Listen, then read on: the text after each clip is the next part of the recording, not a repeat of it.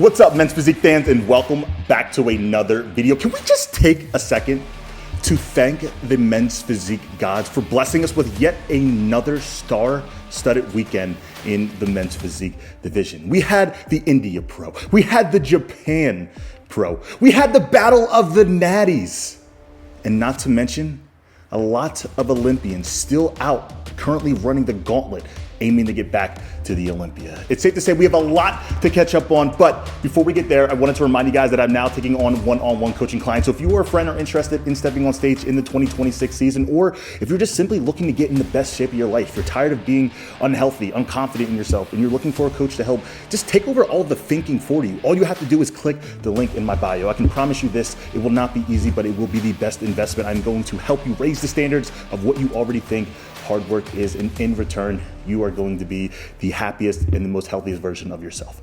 And now, all you guys have to do is click the link in my bio. But now that we got that out of the way, I want you guys to sit back, relax. The Men's Physique division is heating up. But I ain't hearing nothing great. No, they wanna take it off from me, so I give what it takes. Whole life been a miracle, seen everything but a cape. Why would I stop now? Found everything on a journey, but another way. Look.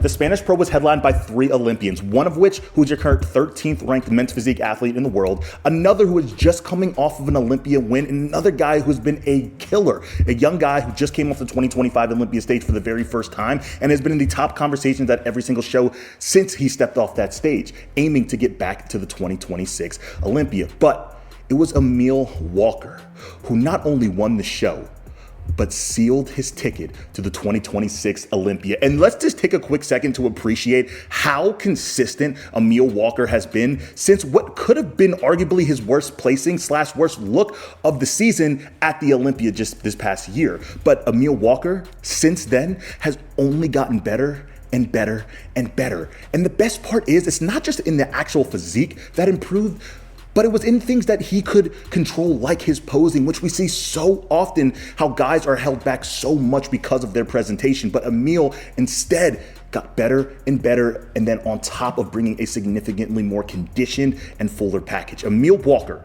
is your now 4th men's physique athlete to qualify for the 2026 Olympia by winning 2 shows. This man has to have respect on his name at this point, because let's be real, Emil has won so many shows, but it might just be one of the most least talked about guys in the men's physique division for whatever reason.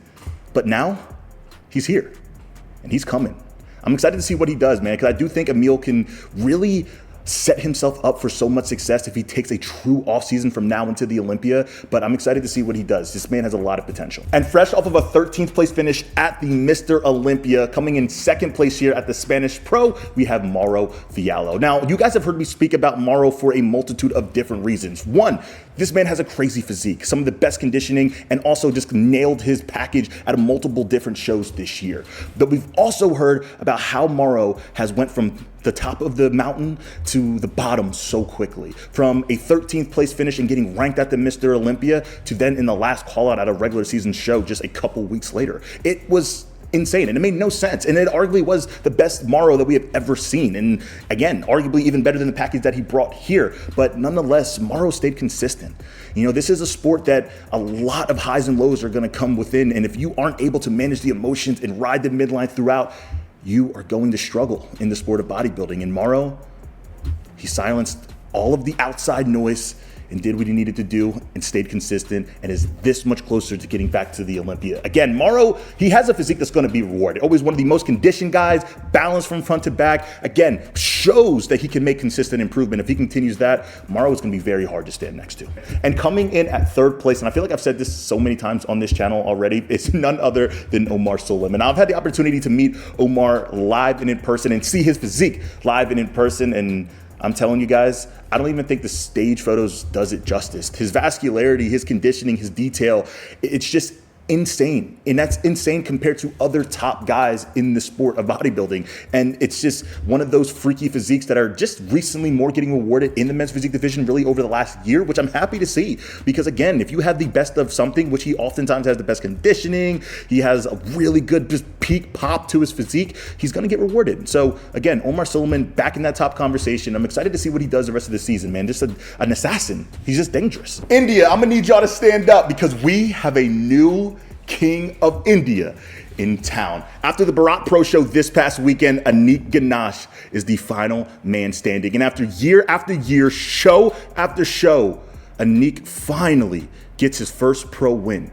And not just anywhere, because Anik has been known for running the gauntlet and having traveled across the world in order to aim to get that Olympia qualification. But it's here in India at the Bharat Pro Show, just one step closer he takes. Now, this is a big deal for India, and more specifically, Anik, because you guys have to understand, Anik is one of the blessed ones who actually has the opportunity to travel, not just financially, but also just the actual visa process of traveling. We have seen it with so many athletes internationally aiming to try to come and compete at the Olympia, but not have the opportunity to do so because of visa issues. In India, there's a big gap in between having the opportunity to compete here because of the reasons. You guys have heard me highlight a lot of the good that this new Olympia qualification system is going to bring to our sport, but there is the bad side, and oftentimes it isn't highlighted because it's not necessarily affecting us, but who it does affect is the international athletes. And why is this so big? Is because places like India, there aren't a lot of opportunities to compete. There's only 2 pro shows. And that really means you have to win both of those pro shows if you aren't able to travel internationally. And that is not easy to do. And with that, you have a guy in Anik who just came off of it, such an impressive win, and not to mention arguably the best physique that he has ever brought. We have always just been waiting for Anik to simply bring that conditioning, and he has done it here. Anik is a guy who used to be in bodybuilding, a guy who transitioned to men's physique. I mean, again, of course, before he got very big, but still made that switch, and you can see the density on his physique, and it was highlighted with proper conditioning, which is why he won the show. But he has an opportunity that a lot of Indians don't have, which is to simply travel and continue the gauntlet run that is going to require him to get to the Olympia, which can have an Indian representative at the Olympia. That's a huge deal. But this is a massive win for Anik, and again, really big win for India. But can we just take a second to talk about your second place finisher in Weider? Might just have been one of the most impressive physiques that I have ever seen come out of India, and he didn't even win the show. Let's take a second to realize this is the best and most conditioned version that we have ever seen of Weider. This is the fullest version of Weider, and this is the grainiest. This arguably could have won the show.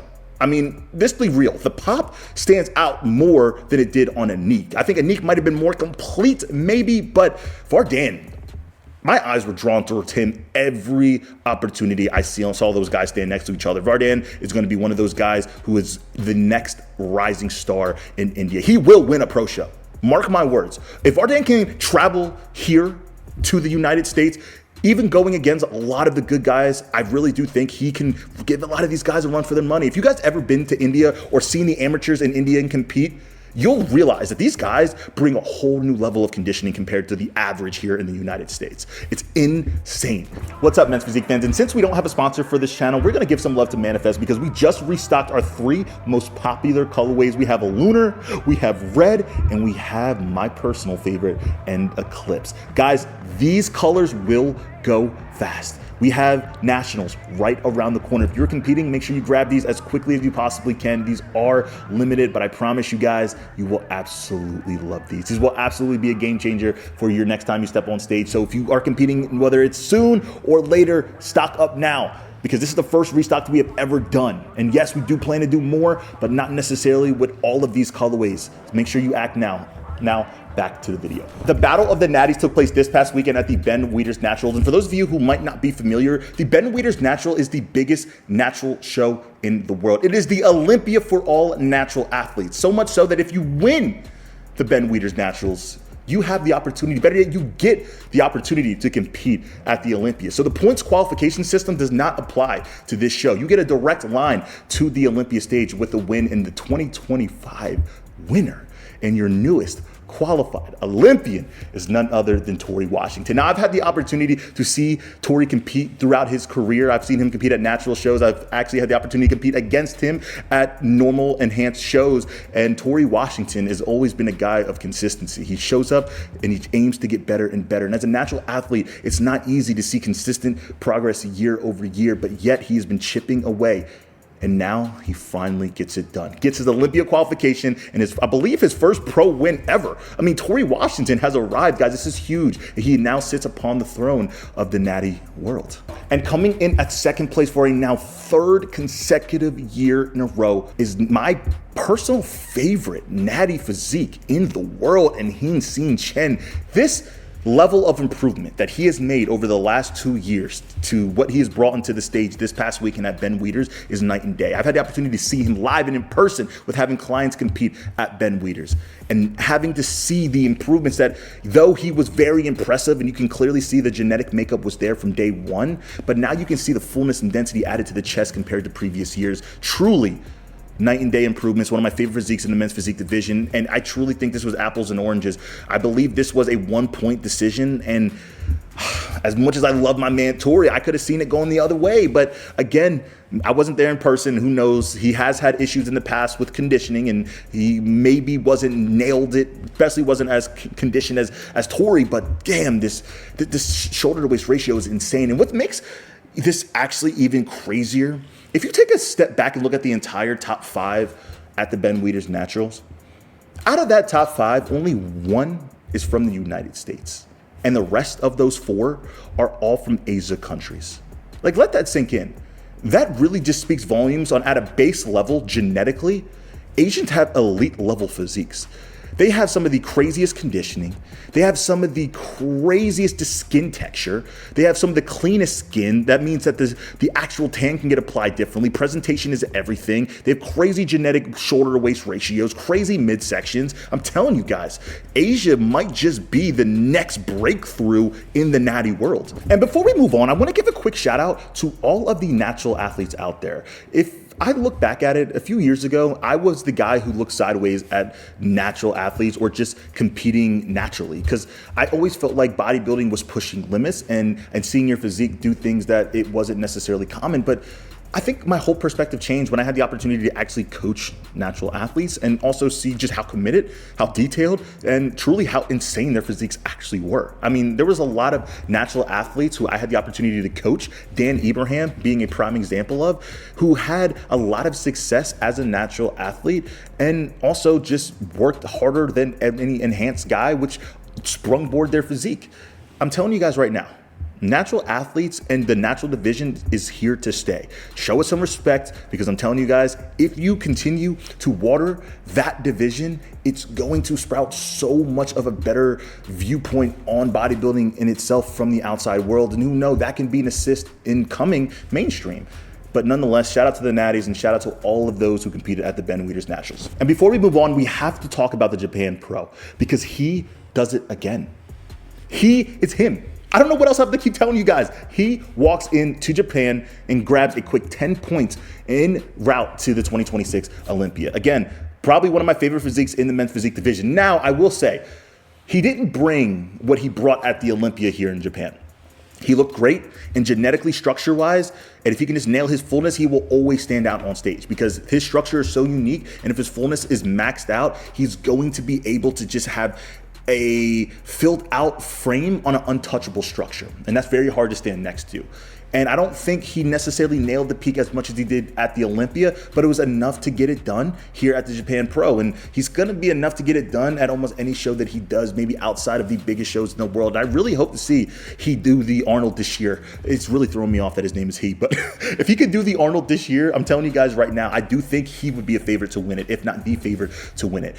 All I know is this: he has arrived, he is him, and he needs to be on everybody's radar. And now let's take a quick trip around the division to update you guys on some of your favorite men's physique athletes, starting off with a guy who we haven't heard from for months. A guy who we last heard from dropped out of the Olympia. And since we have seen little pop-ups of him on his social media, and most of the time it's nothing to do with bodybuilding, but this time around he addresses all of the, I guess, gray area that we initially had from the previous years, which is where the hell has Diogo been? And recently we have noticed that he has just been MIA. And now we have confirmation on why. So Diogo undergoes surgery, removing a hernia, and that has put him out of the scene for a little while now. And from my understanding, hernia surgery is not easy. And I don't know to what extent or how big it was, but we know that he took some time off from bodybuilding, more focused on family, and now he has a game plan to get back on stage in the 2026 season, which he comes right out of the gate saying that his intentions is to come back and win the Pittsburgh Pro and the New York Pro. And who will he be standing on stage with? Ali Bilal and a lot of other dogs, and maybe even an Aaron Banks who might be trying to defend his title. This is an opportunity for Diogo to not just find his way back in the limelight, but to make a statement by beating a lot of the guys who are currently at the top. He's going to have the opportunity to do so before the Olympia, which will put him right back in the conversation. Let's not forget, Diogo arguably has some of the best conditioning on stage. Diogo is balanced from front to back with probably one of the most underrated backs in the men's physique division. And Diogo has the best structure in men's physique. One of the only guys outside of the Andre Fergusons and Ryan Terrys who can stand on stage and hit a front-on direct shot. This is not an easy battle for anybody going against Diogo Montenegro. And if he can get it done, if he can improve, if he actually can, the hernia surgery helps with the midsection, which has always been his downfall, guys, Diogo Montenegro could be vying for the title this year at the Olympia. Over the last couple of years, we've been having the same argument. Who is the greatest men's physique athlete of all time? And none of us can seem to agree. At one point, it was without a doubt Jeremy Buendia. But then we started to see a shift. With the dominance of Brandon Henderson in the more modern day, we started to see a lot of people say, there's no way that you can consider Jeremy the greatest when Brandon has been doing what he's been doing. And then this past month, with the win, the third win consecutively from Ryan Terry, this is a lot of people now calling him the greatest men's physique athlete in the world, myself included.